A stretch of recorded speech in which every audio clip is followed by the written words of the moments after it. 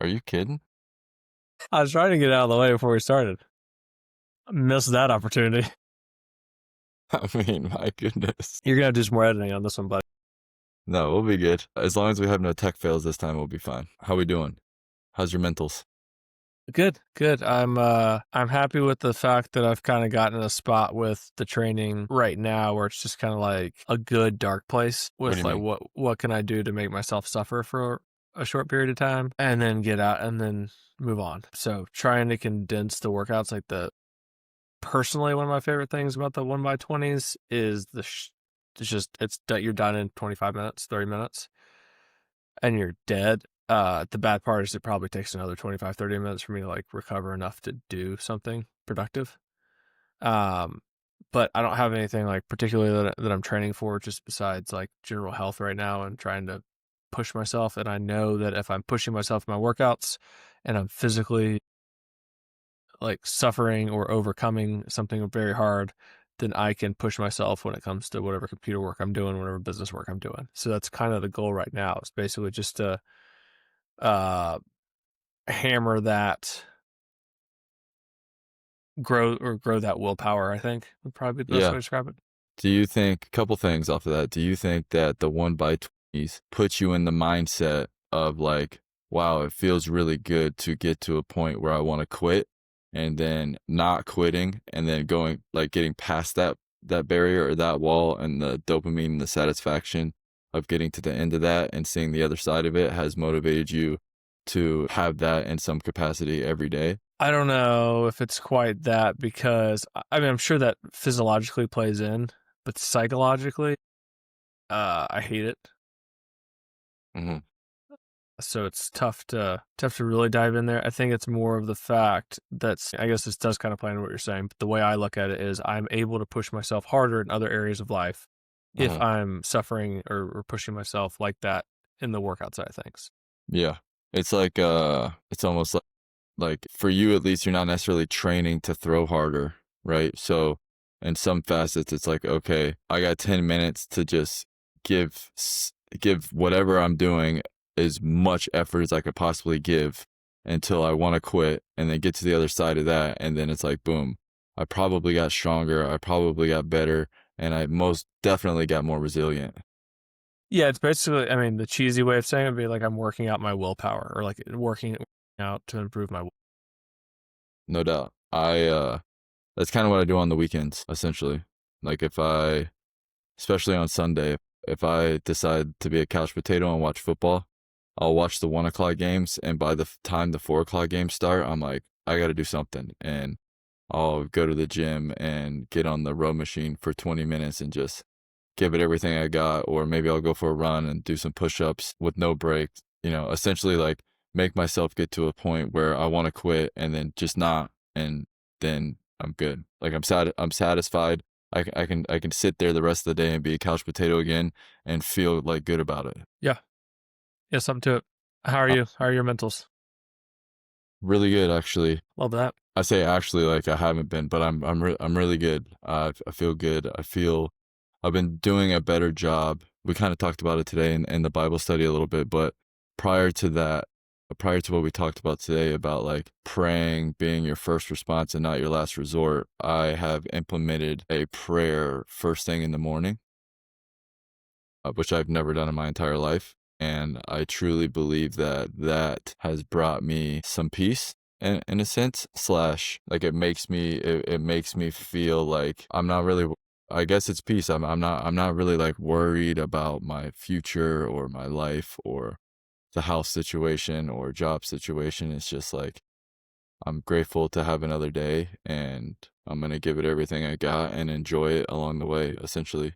But like that like literally 2.5 minutes maybe of that being like my first thought of the day has really made a major impact. That's awesome, man. That really fires me up.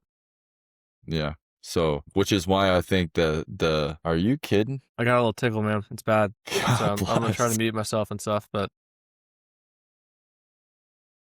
That's why I think that what Joby said about, the first response versus the last resort thing like really hit me because in a way I was kind of implementing it already, but that the way he worded that was like, for me, extremely powerful. I loved our Bible study this morning.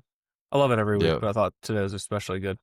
Yeah, it was really good. I actually, it was one of the more people involved one. Like, there's more people in the room. I think that, like you said, like the community, I think that just like the amount of men there sharing or being vulnerable in a sense, especially alpha. I know you believe that you're the alpha, but especially like the competitive men that come off as alphas to most humans, even maybe to each other, being vulnerable around the same thing is good Very for. powerful. Yeah, it's good for the soul. It's good. And we've talked about it many times, but just understanding, at least in the baseball world, like understanding that you're not the only person going through whatever it is that you're going through. I tell that to players all the time. So it's like the same thing with life. Everybody's going through something. There are levels to it, of course, but every single person is going through something that's affecting them probably the same way that whatever you're going through is affecting you, and being able to be open about that and share that with people, and then it becomes relatable, and then you don't feel like you're on an island. It's good. It's really good. There's so much to just hearing someone else share something that's similar to you and being like, I'm not that messed up. Right? That's just like the biggest part of like Christian community, I think. It's just that simple fact. It's like, oh, their 2-year-old son does the same crazy stuff my 2-year-old son does. Or like, as a person dealing with professional baseball, I deal with the same doubts and same stuff as someone that's been in the big leagues for 7 years, even though I'm in AA. Like, just whatever it is, finding that common ground 1,000% makes a huge difference and takes away that 100%. factor, because as you get into like a worse spot mentally, it seems like you're more alone, Hmm. even though that's not true at all. It just manifests itself that way in whatever way that you're feeling like you're going into a deep hole, whether it's because you're not performing on the field or some type of actual depression, anxiety, or a relationship's going south. It's just what happens, especially as guys, and then we try to figure it out more and more by ourselves. So it's a counterintuitive Yeah. thing, Well, that's kind of what we were taught. It's like, get up, rub some dirt on it, keep going. which is important. Of course, there's But you a need time and to a like place for both. rub dirt on it and then talk to somebody about it, I guess would be the Yeah. best way. Yeah. Like, if you have that wound, rub some dirt on it, keep going, and then go talk to somebody about it immediately and figure out how that you guys can go together. Yeah, it's all right to not be all right. However, if you break it down far enough, you'll have two options. You can either quit or keep fighting. You're gonna keep fighting. It's okay to not be okay while you're doing that, you know? So being open with other people and understanding that you don't have to go through it alone is major key.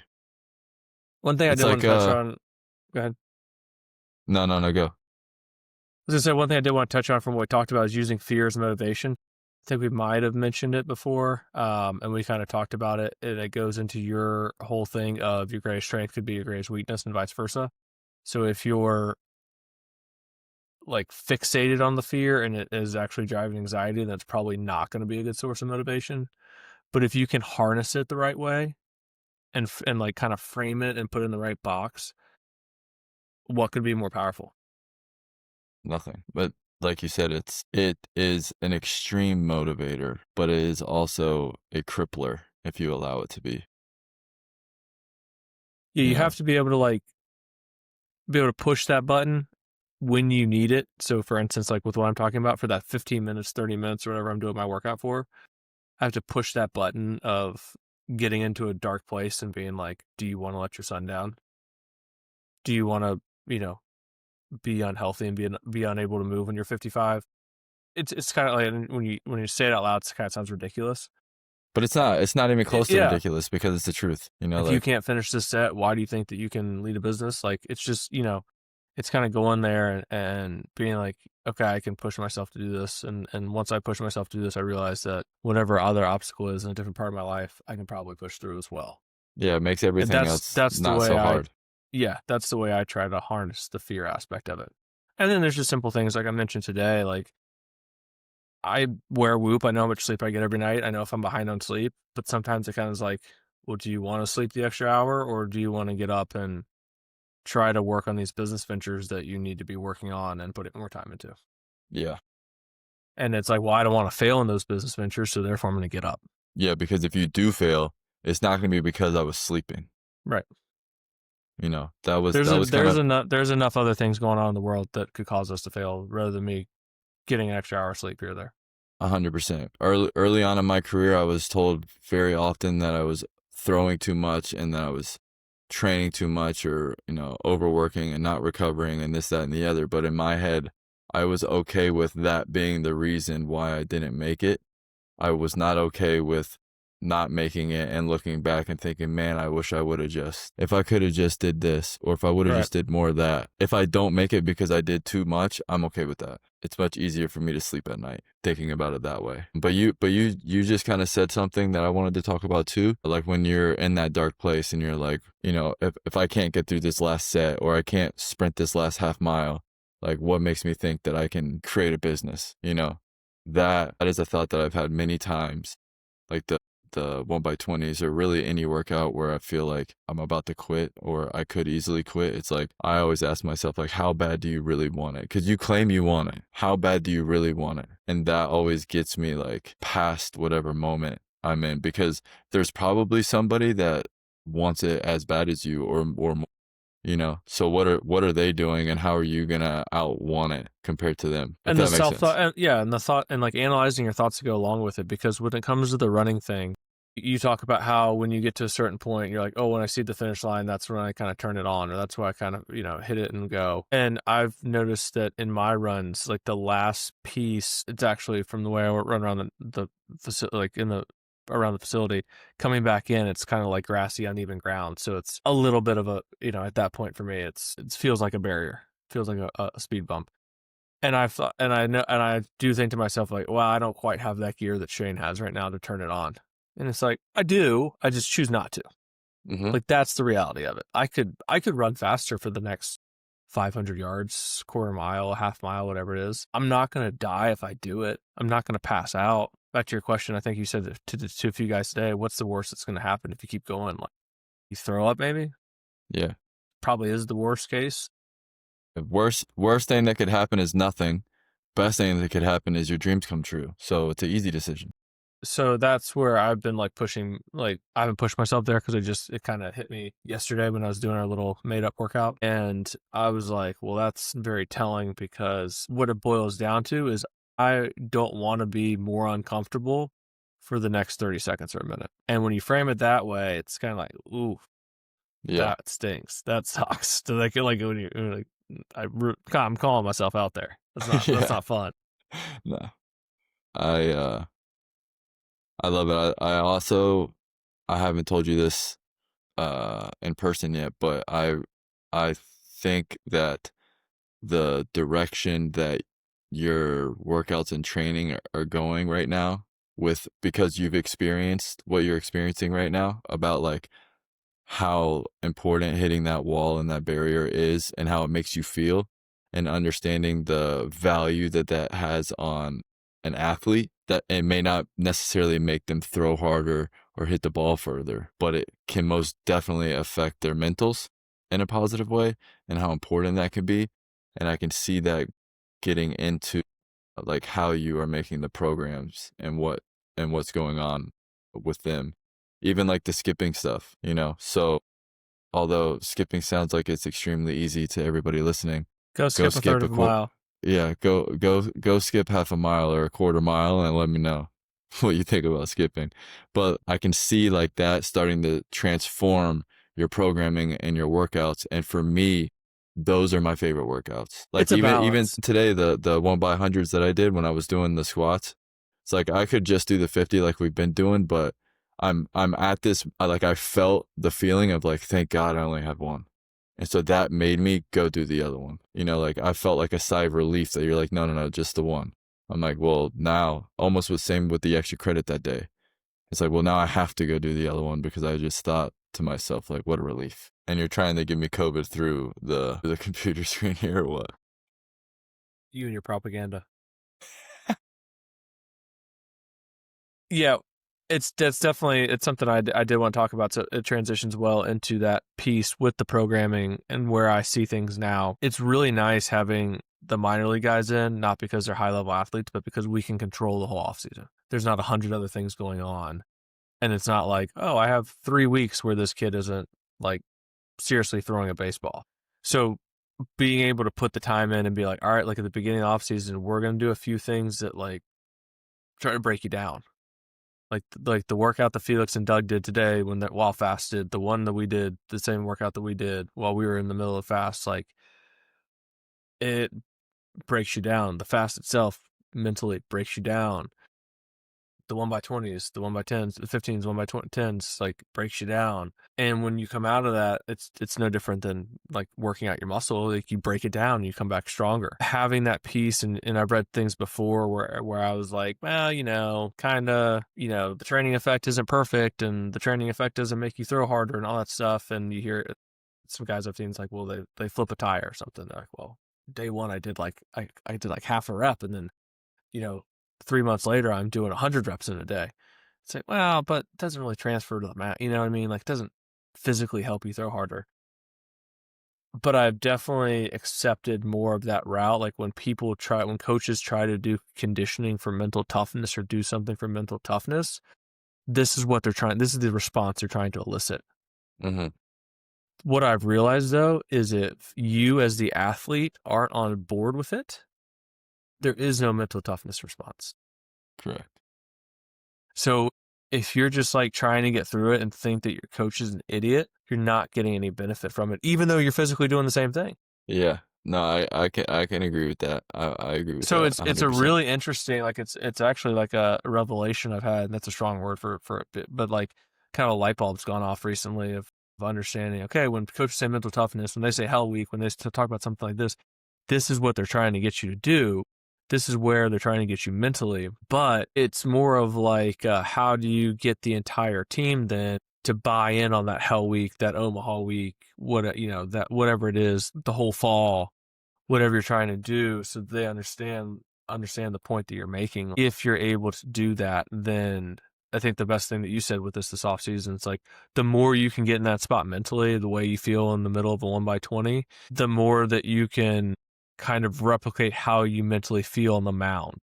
Mm-hmm. So talk about that for a second, because that was one thing that was, again, eye-opening and helped with this revelation that I had, where, just to wrap up what I'm saying, the training has been like having training that sucks just to embrace the suck actually is more beneficial long-term for you on the field, even though you're not doing things that are specifically going to be like, oh, that helps your hip internal rotation, or that helps your lateral power and your rotational power, so that'll help you throw harder. Yeah, Did that make sense the way I said it? It didn't come off as clear as I wanted to. The way that I would explain it is, when you're in those moments where you want to quit, you're having a conversation with yourself. Like there's a voice in your head that's telling you either to keep going or to quit, or this sucks, or whatever it is. Like you're having a conversation with yourself, and that conversation that you're having and that voice in your head is the same conversation and voice that you're having in the game when you're on the mound or when you're in the box and it's a shitstorm, right? You walk the first two guys and it's a 1-run game. Like it's very easy for that voice to be like, oh boy, here we go again. Or I hope I don't hang this one, or whatever. That I'm laughing because that one's popped up a lot in my head because I never had a good breaking ball. So every time I threw one, I was like, oh, hope it does something. Yeah. So having that type of conversation more often makes those conversations easier to have. And by conversations, I mean the voice in your head, right? So and easier to kind of shut the voice down, you mean? Exactly. So the more times that voice creeps into your head and tells you to quit, and you tell it to fuck off and you keep going, the easier it is to tell it to fuck off in game when it's starting to be like, like even if I'm hitting, like it's 0-2, man, I hope I don't chase this one out of the zone, or I'm, like you don't even have those conversations anymore. You're just in it.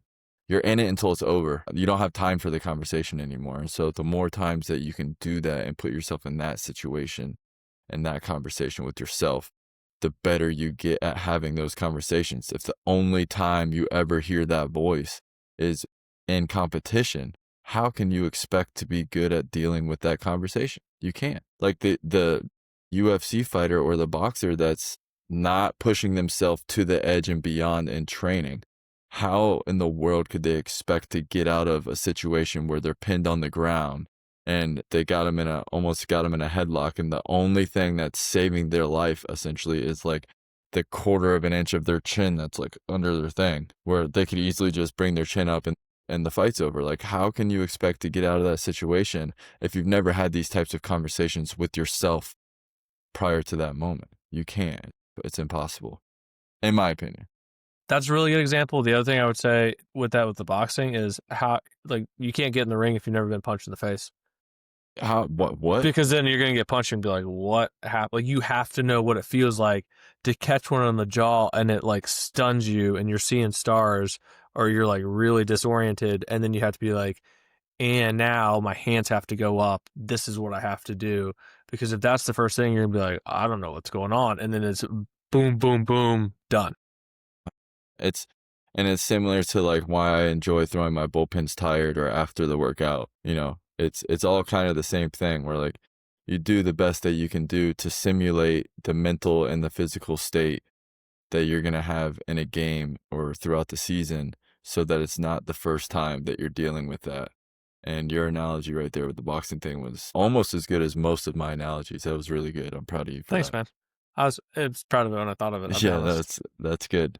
Yeah, so again, not to beat a dead horse, but I think that you/we are on the right track with all of that stuff. And again, I enjoy those workouts the most. I don't often enjoy them during, but You how should. I feel prior, like the nerves, is similar to how I feel prior to pitching.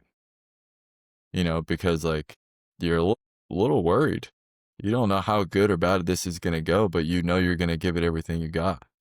My like the day of the 1x20s after the first time, because I didn't know what to expect, but pretty much every time after that, like leading up when we're setting up, my armpits start sweating because I know it's about to get real really fast, and I don't know how good or bad it's gonna be. In a sense of like I could pass out, you know, like I could go down or I'm not gonna quit. So like I just don't know what's gonna happen, but I know it's gonna be difficult. And that feeling is like a drug for me. Yeah. Yeah. It's different. Transitioning a little bit, but not really, I wanted to ask you a question for our listeners because we have so many. What do you think is the biggest difference between a high school level player, a college level player, and a pro level player? And I know that that's a pretty broad I question. got a very specific answer actually Okay. right now that I've thought about over the last 3 or 4 years. The ability to do extremely focused reps on tedious, seemingly unimportant exercises or drills. I So think like it's a that simple. so I like a think breath it's, like a breath work type of drill, or what do you mean by that? yeah, something that seems very simple, something that seems like, we should probably make a video about this. Like, there's a million of them, but there's a few things that we do, and if you do it right, it's really, really hard. And if you go through the motions, it's really, really easy. The Mostly pro like some guys, some prehab stuff, I would prehab assume. type things, or like if you do a dead bug right, like, Yeah. for core exercises, like, and you go slow and you work on your pelvic control and your rib cage position, it's really hard, like you're shaking, or you can just flop Right. through it like you're a fish out of water.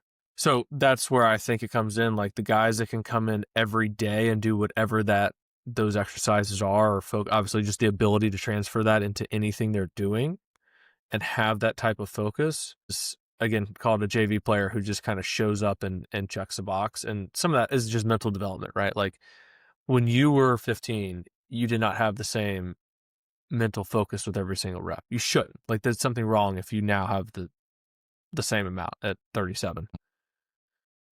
36, At bro. 36, sorry. He's easy. um so that's it's that, and the other way to say that is how well can you do the boring monotonous stuff. Yeah. I would say, interesting enough, I think almost what you're saying is essentially like their focus muscle is not as strong and it gets stronger. Definitely should, yeah. Like But the we even tell the kids in the CISL, like, you think you work hard and you don't have any clue, because you doing the same workout as a 22-year-old with the way that he's mentally and physically developed is not even close to the same thing. And that's fine, because we don't expect you, you're 17, 18, we're not expecting you to do that. But you need to learn how to do it. yeah, I imagine if you were doing it. Yeah. It's I'm having a brain fart right now. How you do one thing is how you do everything. Yeah. And it takes a while to learn that and understand what that really means. But similar to everything else we've kind of talked about so far today, it's like the more that you do that one thing perfect or correct or right, or you take pride in it, it becomes much easier to do the next thing perfect or right or have a lot of pride in it. And then that just kind of like stack the win, stack the win, stack the win, stack the win. And then next thing you know, you look back and you're successful. Right. And then you get to the point where you, again, being extreme with it, you evaluate every single thing you do without it being like a mental drag and just a fatiguer, which isn't a word, but you know what I mean? You evaluate, is whatever I'm doing helping me move forward or backwards? Because there's nothing you do stand still. If you look at every piece of food that you put in your mouth as something that makes you healthier, or you treat it as poison, is it medicine or poison? If every single thing that you do is like, is it helping me be a better dad or, a worse father, then you change your perspective on a lot of things as opposed to just like, I'm going to go through life today. I've never heard you say the medicine or poison thing for food. That's good. You're on it today. I told you my mentals are good. Dude, you're on it. That just hit me hard. Yeah. That's good. Yeah. Well, it started with the alcohol because it's like legitimately poison. Yeah. And so it's like, well, I'm choosing to put poison in my body. Yeah. Which if you do once a month in 2 doses, you're not going to hurt yourself that much. Okay, you're not a nutritionist and neither am I, but your personal opinion is... This is not medical advice. Yeah, this is for entertainment purposes only. Is bread poison? What kind? Generally. Because I think I know where It's you're going to go with this. It's not bread, it's the glyphosate that they use That's in the bread. Dry out the wheat. So, but if I go to the grocery store and I'm buying bread, but a normal loaf of bread, chances are yes, I'm grabbing poison off the shelf. You're closer to the, if there's a hard line in the ground, I would say it's on the side of poison, not the side of medicine. Okay, next question. Pasta. It's the same thing. It's wheat. Anything wheat is the problem is they spray the glyphosate on the, and I don't ever say that word right.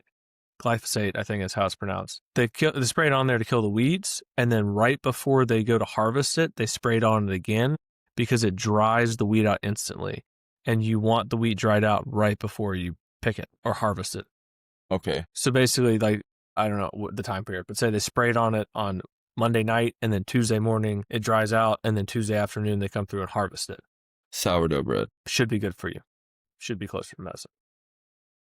I like this. If it's like homemade and you're doing everything by the very traditional book of sourdough bread, it should be medicine. It would be medicine. Speaking of which, I got a fresh loaf at home, and I'm gonna put so much grass-fed butter on it tonight and eat it, and that's gonna be my dessert. That sounds well. I was asking because after this recording, I was gonna go to Sprouts and get a Sprout sandwich. Have you ever had a Sprout sandwich? You've never had a Sprout sandwich? You just asked me, and I just said no. I don't know how much more clear I can be about that. I don't even know why I'm telling you this or the world this, because the whole world listens to our podcast, but it's the best kept secret. It's $6 for a sandwich, which is, I mean, you can get 3 sandwiches for $18, or you can go to Chipotle and get a bowl, and it's delicious. And you can get it on sourdough. And it's... Yeah, so something like that, that's more of like a mass-produced sourdough. Like we get like a loaf of sourdough at Aldi, and I use that for peanut butter jelly sometimes. I don't think that's really a lot better. It just makes me feel a little bit better about what I'm eating. It's probably better than like a piece of white. It's way better than a piece of white bread, like Wonder Bread or something. But feeling better about it is half of the battle. They did like a I might have said this on here before, I'm not sure, but they did like some kind of science exam, or what am I trying to say? Some kind of experiment. Research study, yeah, research study where they took a group of mice and they fed them BS food, and then they took another group of mice and they fed them the same BS food, but while they fed it to them, they played like soothing music and they pet them while they were eating. And the mice that were getting pet and had good music, essentially good energy while they were eating, lived exponentially longer than the mice that were not getting that. So there is something to it. Feels good. It feels better. Yeah. And like enjoying it while you're eating it also affects you differently, apparently. At least it affects the mice differently, which is interesting to think about. So when you're eating the McDonald's or the Taco Bell and you're stressed out about how it's going to make you feel afterwards, you're wasting your time. But if you're actually enjoying it because you've been wanting it for a long time, it's probably better off that way. You want to talk about MLB playoffs real quick? Yeah, to be honest, I haven't watched a whole lot. I watched a little bit of the Dodgers-Phillies the other night when They executed the wheel play perfectly on Nicholas, and I watched the Yankee game last night up until after they took the lead. So you saw the Judge home run. Yeah, sick.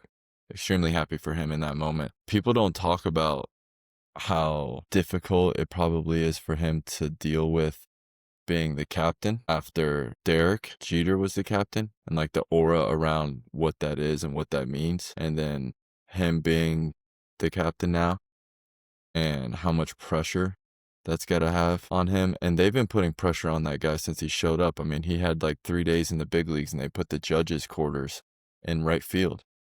It's easy name to play off of, right? For sure, like great marketing, but pressure that comes with is nobody even talks about it. They just expect him to deal with it. His numbers were absolutely absurd this year too. Yeah, well, they showed after he hit that homer, they put up like the top homers in playoffs Yankee history, and he was in like the top 5, but Giancarlo was like number 2, and I had no idea. And I people saw that earlier this offseason. Yeah. don't sleep on that. I mean, doing it in pinstripes is just different because of. I mean, if they would have lost last night's game, they would have got booed out of that stadium. You know, so it feels like to me the Blue Jays are in a good spot. The Yankees, I think, have an uphill battle, but I do believe that they are a team in which if 1 or 2 guys get hot, and by 1 I mean Judge or Giancarlo get hot, they can carry that team through anything.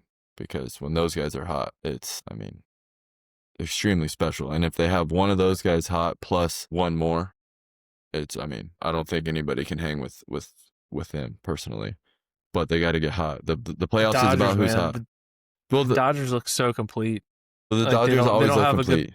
They don't have a good bullpen, and then it's just like, all right, well, we'll go Glass on Emmett Sheehan on the back end. The Dodgers, like, the Dodgers are like playing ping pong against somebody that just returns every shot. You know, like they're not gonna mess up.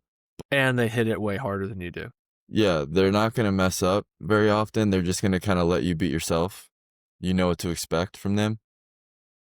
So they're gonna. And it's hard to get 27 outs against them. 100%. I mean, their lineup obviously is stupid, and if they have somebody get hot, but they also just like they're just like you know, they understand that like if they're down 3 runs in the 7th, they're just kind of like, all right, whatever. Yeah, it's because they've done it 4 times or whatever it is now. In I 5 think years. I think that the pressure. I know it's not 4, but you know what I mean. If we're talking about pressure on organization, I think the pressure is on Yankees and Phillies. Based off of the Yankees being the Yankees, the amount of scrutiny that they've gotten all year, to the point where I didn't even know the Blue Jays were good because my Instagram feed is just Yankees. I just assumed that they were the best because that's all I saw. I had no idea the Blue Jays even made the playoffs. Yeah. So they obviously have the pressure. And then the Phillies, because they've been so close so many times in the last 3 to 4 years, and they're close again. And they lost twice at home to the Dodgers. So feels like their window's starting to close a little bit. Well, yeah, that's where the pressure is. And I think the fans feel it too, because when I was watching the game the other night, although they were losing, the atmosphere in the stadium, I don't think was the same as it had been in previous years. It was dead.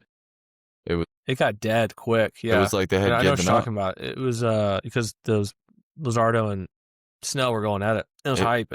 And then the Dodgers took the lead and the place was like dead quiet. And in previous years, it was not. They still felt like they had it. So yeah, that obviously is felt by the players as well, and coaching staff and everybody involved. So pressure there. I don't think the Dodgers necessarily have that much pressure because of the reason that we talked about. You can just expect them to have a good chance. And then I think the Cubs are the team that's like, I know it's easy to say if they're the hottest, they'll win it. But I think because of their youth, they are like the Diamondbacks were. Nobody's really giving them the credit, but they could be electric if it clicks at the right time. And then the Brewers, similar to the Blue Jays, I had no idea they were even good this year, and they had the best record. Best team in baseball. I didn't see one post about the Brewers on my feed. I just follow MLB Network and like ESPN. I don't follow any teams. And I didn't even know, I had no idea that they were even close to the playoffs, and they had the best record in baseball. So they're obviously good, but the media is who creates the pressure, in my opinion. Yeah. Well, let's wrap it up, man. You want to do some no context questions? Yeah, you got one? I had one earlier and now I lost it. Okay. This is not a would you rather. This is just more of like a I don't really know how to ask this question, but what do you think, without getting canceled or being not so We answer to God, dude. Don't worry about being canceled. Okay, what do you think has lower T? I guess is a good way to put it. A man using an umbrella or a man wearing a Band-Aid? Band-Aid. Ouch. I don't think the umbrella thing's that big of a deal. Really? And maybe it's because I have a wife and kids now. Well, if you're holding the umbrella for your wife and your kid, that's different. But if Like, you're I never had an umbrella like for myself in my own car or whatever. But if you're I solo guess I man, use one now more because of them. if you're a solo man walking from your car inside of a store with an umbrella, that's different than holding it for your wife and your child. For sure. And I guess potentially if you live in a place like New York where you have a suit on and it's raining and you have to walk from one building to another for 20 minutes, then that might be acceptable. But a Band-Aid? It's tough. It's a tough scene. All right. Vacation homes. Would you go beach house or mountain house? You know I'm gonna add context. I would go mountain house because I live close enough to the beach to just go there if I wanted. You live in Nebraska full time. Beach house. That's a tough question. Ideally both. Ideally you have both. But I do think that I enjoy being in the mountains. I really like views, but I like sunshine and beach. So I think there's another layer of context there, like a spiritual, physical, emotional level. There's something to water, specifically the ocean, like healing type properties, and there's something about being in the woods. I feel more at peace at the mountain home. The beach home the beach home is more like motivating. The ocean is chaotic by nature. It motivates me. If Like you want to go get deep. If I'm at the beach, I want to go for a run Deep down as the in beach. not like deep in the water, but like Not deep deep in the water. Well, I don't mess with sharks, so I ain't getting deep in that water, son. But I think there's like healing properties to both. Yeah. If I'm in the mountains, I just want to chill and vibe. If I'm at the beach, I want to be like out sweating, running, working out, and then eating, and then maybe doing it again and then chilling. But the mountains just make me want to wake up and drink coffee with a hoodie on and just kind of think a lot. And just kind of think. Well, one day you'll be mentally tough enough to do something physical there. So, I'm proud of you, man. hey, thanks, man. I appreciate that. Proud of you. Chipping away, right? That's it. I'm some of the stuff you said in Bible study today. Almost teared up with how far you've come with your walk with God. Thanks, Right man. back at you, man. I appreciate you very much, even though sometimes I probably do a bad job of showing that. We show how we appreciate each other by hating on each other. So Yeah. it's just kind of an understood thing that, like, if we're overly nice, we'd be like, "What's you good, man? Yeah, no, Something going on?" it would be weird. But also what we appreciate is our sponsor, Chip Tools. Chip Tools, simple tools for anyone. You can find them at chiptools.com, CHIPTOOLZ.com. This is a chip tool right here, this little green device. You got it back. I got it back. And it helps you find studs. It's the easiest and best stud finder. I recommend anyone who lives alone and has never hung a picture on the wall before to use that stud finder. It's the easiest one I've ever seen. I actually think that anyone who's going off to college, it should be in their little, every parent gives their kid like their little, like to go, like, here's your screwdriver and your hammer and your nails. There needs to be a chip tool stud finder in that box. Chiptools.com. How did you like your latte from Prairie House this morning? Delicious. It looked really good. I'll tell you what, I got the classic sandwich, which I've had 100 times this morning also, but I think today's was the best I've ever had. I don't know who was back there making it. I don't know who was back there making it, but unbelievable. It's great. Do they have the banana bread thing there still? I need to get that. They got the banana bread latte. Yeah, I'm going to get that on the way out of town tomorrow. Oh, I'm going to Jupiter. Pumped about that too for the World Baseball Classic. Well, the World Would Bat. The World Would Big Bat tournament. Classic. You leave tomorrow afternoon, you'll be there in the morning? Yep. All right. I'm going to Prairie House in the morning for breakfast. I got a meeting there. So, yeah, watch out. So you want me to should I bring you a peanut butter latte? Where'd we get peanut butter from? In the banana bread latte? Close. Maybe. I might have to go there as well for something. So we'll see. Well, maybe I'll see you there. That'd be crazy. Let's go. Shout out Prairie House. You don't know who we are yet, but we know who you are. See you soon. We're repping you hard. Later. All right, homie. Later. Until next time.